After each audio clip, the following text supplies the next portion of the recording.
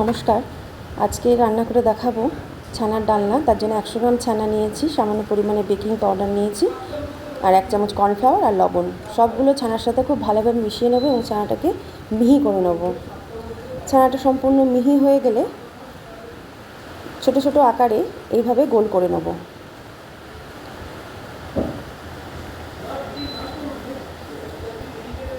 এবার কড়াইতে তেল দিয়ে ছানাগুলো ভেজে নেব। ছানার যে বড়াগুলো ভেজে নেব। উপর থেকে একটু তেল দিয়ে দেবো, তাহলে ফুলে যাবে, বেশ সুন্দর ভাজা হয়ে যাবে। ওই জন্য উপর থেকে তেলটা দেওয়ার চেষ্টা করব। ভাজা হয়ে গেছে, ভাজা হয়ে গেলে সবগুলো তুলে নেব। এবার ফোড়ন হিসেবে দিচ্ছি তেজপাতা, একটা দারচিনি, একটা এলাচ, দিয়ে দিচ্ছি পেঁয়াজ কুচোনো। পেঁয়াজটা কিছুটা নাড়াচাড়া করে দিয়ে দিচ্ছি আলু, ডুমো করে কেটে রাখা আলু। পেঁয়াজের সঙ্গে আলুটাও ভাজা ভাজা করে নেব। দিয়ে দিচ্ছি টমেটো কুচি।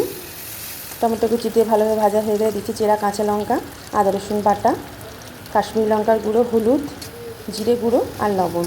সবগুলো দিয়ে জল দিয়ে খুব ভালোভাবে কষিয়ে নেব।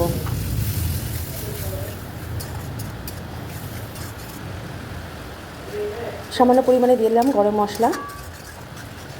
কষানো হয়ে গেলে একটু উষ্ণ গরম জল দিয়ে ঢাকা দিয়ে আলুটা সেদ্ধ হতে দেব।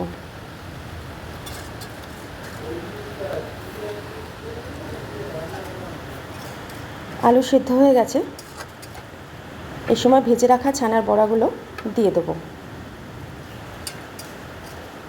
তৈরি আমাদের ছানার ডালনা। সব শেষে 1 চামচ ঘি দিয়ে নামিয়ে ফেলবো। গরম গরম ভাতের সাথে পরিবেশন করুন, দুর্দান্ত লাগবে খেতে। কেমন লাগলো অবশ্যই আমাকে জানাবেন।